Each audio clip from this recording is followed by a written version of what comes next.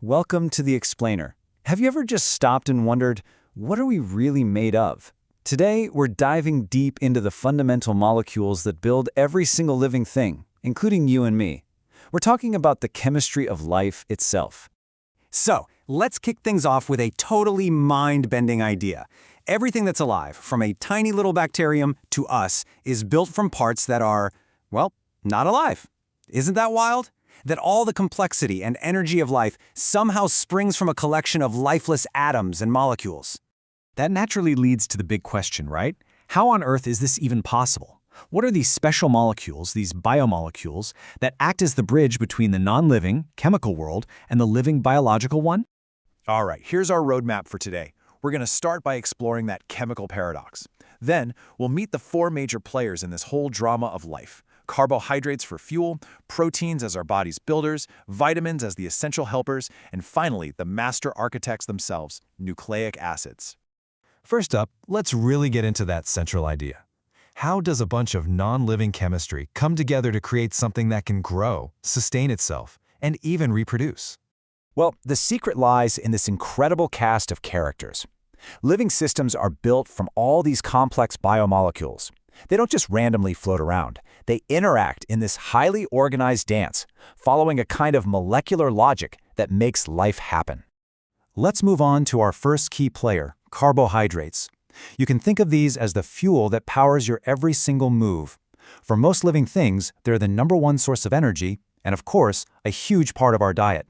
Okay, I know what you're thinking. That chemical definition looks super complicated, right? But stick with me. All those long words really just mean that carbs are built in a very special way that makes them perfect for their job. This unique structure is exactly what makes them so great at providing quick fuel for our bodies.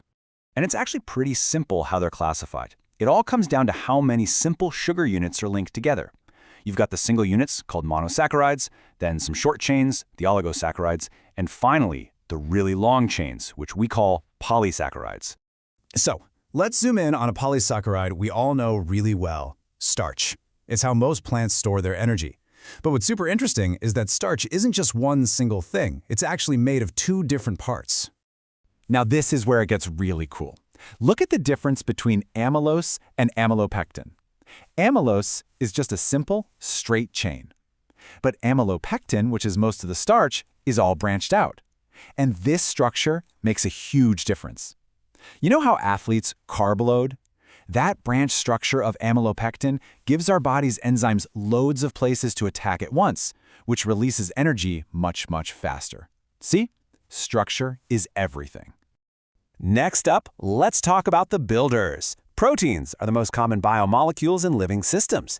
They are quite literally the building blocks of our bodies. You'll find them everywhere, from our muscles and skin to the enzymes that make all our chemical reactions happen. And you know, their name tells you pretty much everything you need to know about how important they are. Proteose means of prime importance. Without them, life as we know it just wouldn't exist. Simple as that. So here's the key takeaway. Think of it like this. Your body has a 20-letter alphabet, and these letters are called amino acids. All the thousands and thousands of different proteins in your body are just built from these 20 building blocks, linked together in different orders. And how these amino acid chains fold up makes a huge difference. Fibrous proteins, like the keratin in your hair, form these strong thread-like structures. They're perfect for building things. Then you have globular proteins, like insulin, which fold into little spheres that can travel easily through your bloodstream to carry messages.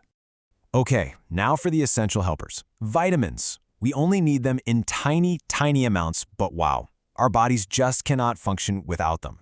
They're like the tiny keys that unlock enzymes and kickstart all sorts of vital processes in our body. Here's a fun fact for you. Originally, these things were called vitamins, with an E on the end. The name came from combining vital and amine, because the first few they discovered were vital for life and had a chemical part called an amine group. So the obvious question is, why the change? Why did we drop that final E and start calling them vitamins? The answer really just came down to being chemically accurate. As scientists found more of them, they realized, hey, not all of these have amino groups. So to be correct, they just dropped the E, and the name vitamin stuck for the whole group. And last but definitely not least, let's talk about the molecules that hold the actual instruction manual for life itself. We're talking about the blueprints, nucleic acids. Yep, these are the master molecules. They hang out in the nucleus of our cells and are in charge of heredity, passing traits down from one generation to the next. They contain every single piece of information needed to build and run an entire organism. The two big names here are DNA and RNA, and the best way to think about them is this. DNA is like the architect's original master blueprint. It's kept safe in the office.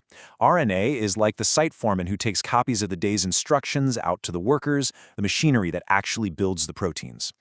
And understanding these blueprints has totally changed our world. DNA fingerprinting is such a powerful tool. It has a massive impact on society, used everywhere from crime labs and paternity tests to even helping us trace the amazing journey of human evolution. So, to bring it all back, life isn't about just one of these molecules doing its thing. It's about the incredible symphony of all of them working together, a harmonious, synchronized dance of chemical reactions that creates this amazing thing we call life. And that leaves us with one last thing to think about. We've met all the key ingredients, the carbs, the proteins, the nucleic acids. But does just knowing the list of ingredients fully explain the incredible, complex, and beautiful recipe that is life itself? Something to ponder on.